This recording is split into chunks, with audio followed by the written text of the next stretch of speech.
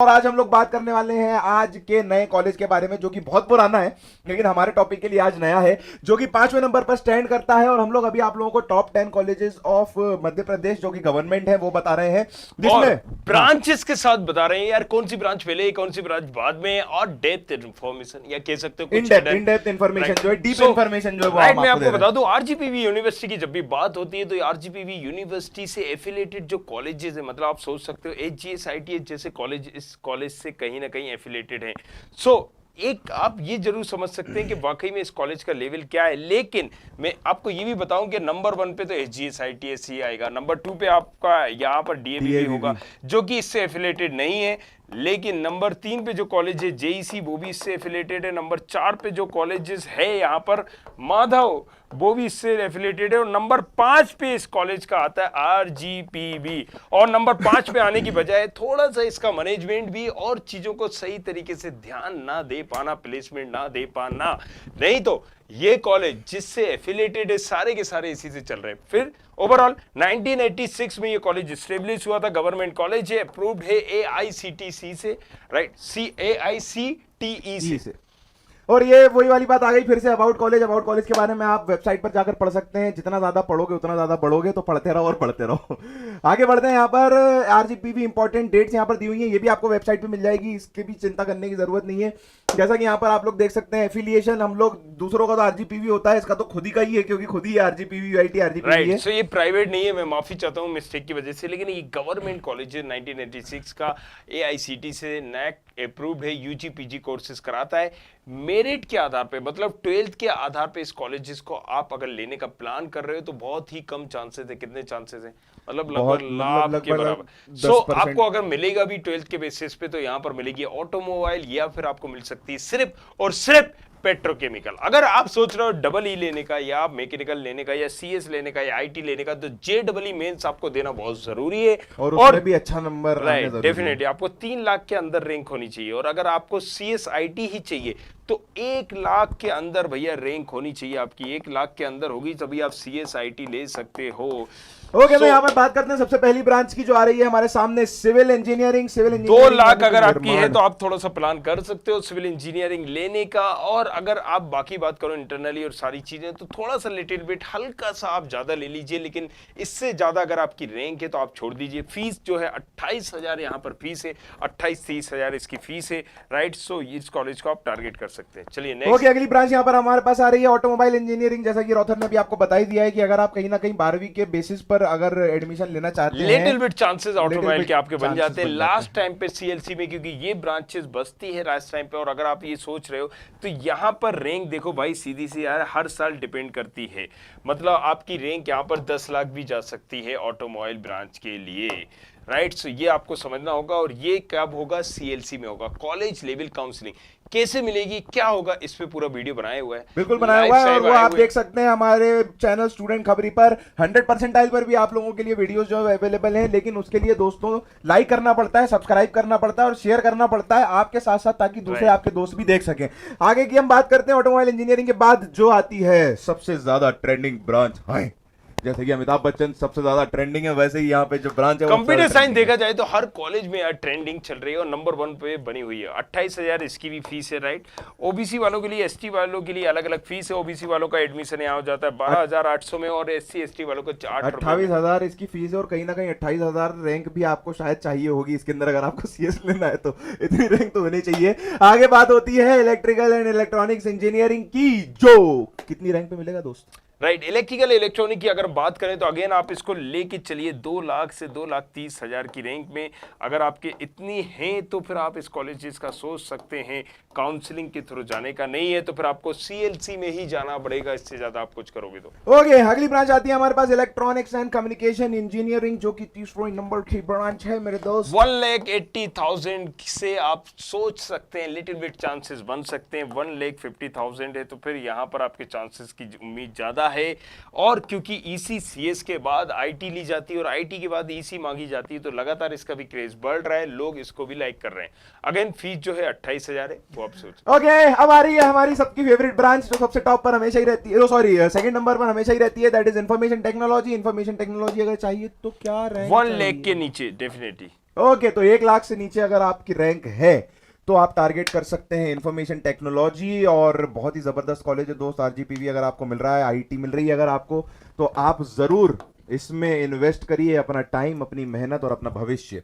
Okay, तो आगे आती है मैकेनिकल इंजीनियरिंग। जैसा कि इन्होंने लिखी दिया 2,30,000 कहीं ना कहीं आप लोगों की रैंक यहां पर होनी चाहिए। अगर इतनी रैंक आपकी है तो आपको आसानी से मैकेनिकल इंजीनियरिंग जो है वो यूआईटी आरजीपीवी में मिल जाएगा। जैसे मैं बता दूं आपको, नंबर 4 की ब्रांच है। अगर हम बात करें सीएसआईटी ईसी के बाद, तो आप मैकेनिकल सिविल ले सकते हैं नंबर 4। नंबर 5 पे इस ब्रांच को मैं रखूंगा। ओके, अब आगे बढ़ते हैं। पेट्रोकेमिकल इंजीनियरिंग, इसकी अभी बात करी थी हमने, जो सबसे नीचे है लेकिन थोड़ी सी ऊपर आजकल उठने लगी है और आगे नीचे से, लेकिन फिर भी आरजीपीवी में नीचे से ऊपर ब्रांच है, ऑटोमोबाइल के बाद होती है, मतलब सबसे लास्ट की ब्रांच, मतलब कहने का मतलब ये।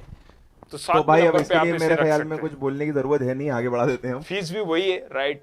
ओके, तो यूआईटी आरजीपीवी के प्लेसमेंट यहाँ पर दिए हुए हैं, तो बताने की जरूरत नहीं है। जैसा कि 17 में मैं बता दूं 220 प्लेस हुए थे, 16 में 308, यहाँ पर 15 में 254, 14 में 249, 50। ओके ओके, फिर से वही वाला हमारा आता है डायग्राम, जो मैं देख के बड़ा खुश हो जाता हूं क्योंकि मुझे दूसरी जगह नहीं भागना पड़ता। तो सबसे पहले हम लोग यहाँ पर बात करेंगे ऑटोमोबाइल इंजीनियरिंग की, जो कि इतनी ज्यादा फेमस ब्रांच नहीं है आरजीपीवी की, फिर भी आप लोगों को बता देते हैं। 2018 में ये लाइन देख रहे हो आप कैसी जा रही है, बिल्कुल सनन।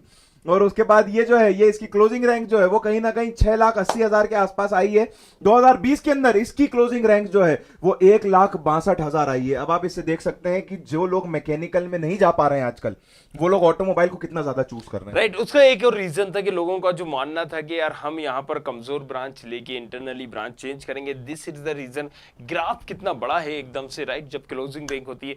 हालांकि ऑटोमोबाइल जिन्होंने सेकंड राउंड, थर्ड राउंड या सीएलसी में लिया है, उनको 5-5 लाख की रैंक में, 6-6 लाख, 7-7 लाख की रैंक में लास्ट ईयर भी मिल चुकी है, राइट। तो ऐसा नहीं है कि आपको नहीं मिली है, 7 लाख की रैंक में भी मिली थी, राइट। बट अगेन कंपटीशन कितना होता है कि एक बार फर्स्ट काउंसलिंग में आपका रैंक गई है 7 लाख, दूसरी काउंसलिंग में गई है आपकी 1.5 लाख, 2 लाख।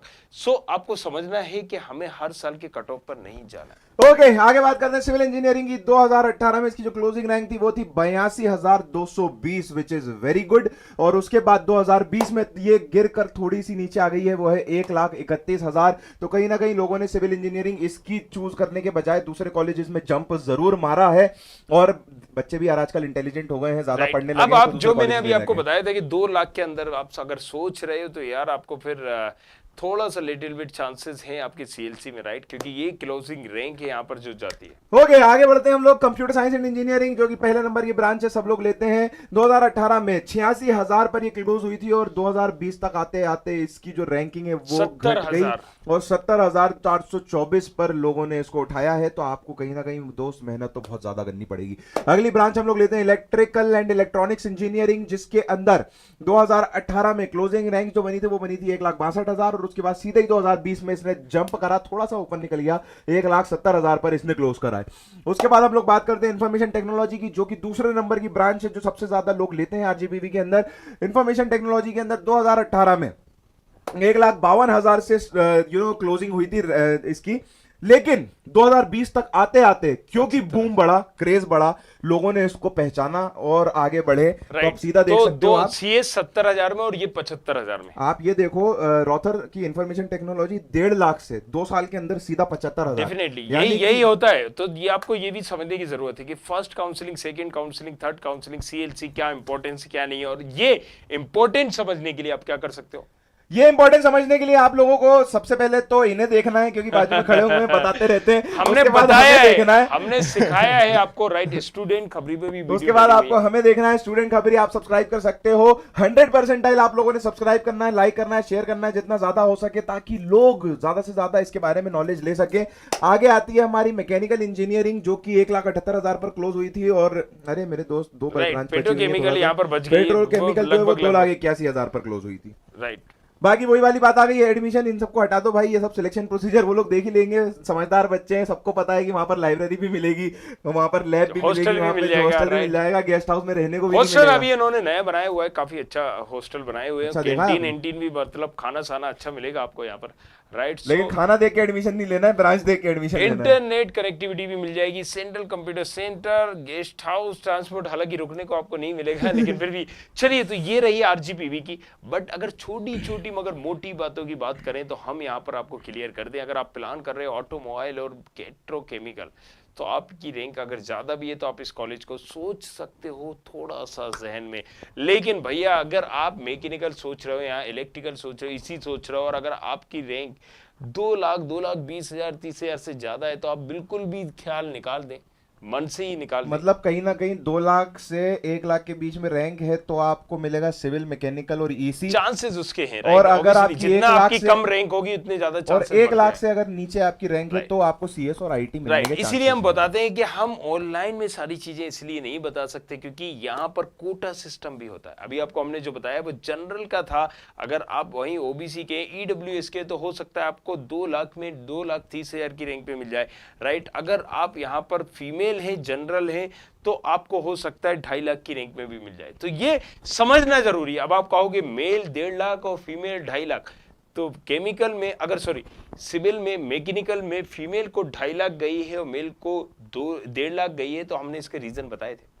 और उस रीजन को देखने के लिए आपको हमें आना पड़ेगा उस चैनल पर, आपको स्टूडेंट खबरी को देखते रहना है, सब्सक्राइब करना है हमें, हम आपको अपडेट करते रहेंगे। चलिए तो आस्था ला विस्ता, मिलते हैं नेक्स्ट वीडियो में, तब तक के लिए सब बखैर। ओके, तो आप लोग देख रहे थे 100%। मैं हूं अर्पित कुमार शर्मा और मेरे साथ थे रॉथर जयलिस। थैंक यू हम लोगों को देखने के लिए। लाइक करते रहिए, सब्सक्राइब करते रहिए और ज्यादा से ज्यादा तादाद में शेयर करते रहिए।